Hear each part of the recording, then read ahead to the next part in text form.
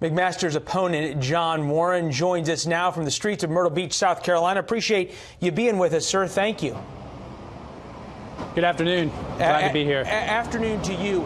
I don't need to tell you this. The president's got long coattails in South Carolina.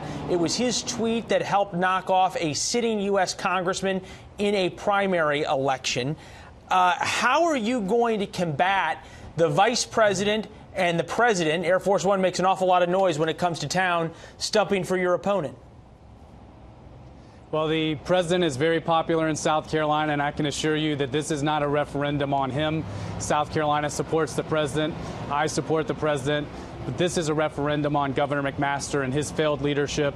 He's been a partner to a criminal for 30 years in Richard Quinn, who is his chief consultant. We're ready for a change here. We're ready for someone with competence who's going to represent the taxpayer, and that's why I'm running. I've heard that accusation before, and in one of your sound bites and a lot of your interviews, you say people are tired of the corruption. That's a pretty serious charge. Are you actually saying the governor himself is corrupt? And if so, what evidence do you have? I'm saying that a lot of people that surround themselves with the governor are corrupt. We've had 4 legislators since 2014 indicted who have resigned in disgrace. 3 of the 4 share the exact same chief political consultant as the governor. And we have a criminal investigation going on right now. So we don't know what's going to happen. So we've got to have new blood. We need a businessman, a conservative, and a Marine to go in there and change South Carolina for the better. Let's talk about some of the issues that you're going to have to deal with. One thing that affects South Carolina perhaps disproportionately is tariffs and the reciprocal tariffs that are being placed because of President Trump's policies. Are you going to be able to stand up to the president and say the tariffs might be good for him, but they're not good for South Carolina? I think the president's done an amazing job with tax reform, with getting a Supreme Court justice, with ending the Cold War in Korea. One area where I would disagree with the president on is the tariffs, and Governor McMaster has also disagreed with the president on that issue. We have so much industry down here. I was with a company in Somerville not too long ago. They import over 100 tons of steel a month.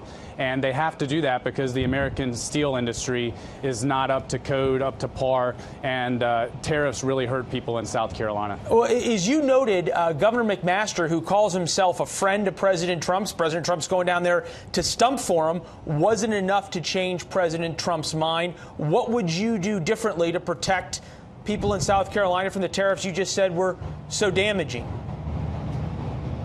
Well, I mean, I look forward to working with President Trump come January when I'm governor, and I think I'll have a great working relationship with him. When you look at my resume with compared to Governor McMaster, I'm the businessman. He's the career politician. This is his 8th statewide race. And, Mr. Warren, I appreciate that, but what arguments are you going to take to the president that are different than the arguments that Mr. McMaster, quote unquote, his friend took, and why should the president then listen to you? Well, I think what I'll do is I'll try to show President Trump the industries that are affected with the tariff. I expect to have a great relationship with him, and that's what leaders do. They share ideas, they actually show evidence, and that's what I'm going to do as governor. All right, Mr. Warren, we appreciate you being with us. I know it is going to be a long, hot slog to the finish line on Tuesday. We wish you luck and invite you back anytime, sir. Well, I appreciate it. Thanks for having me.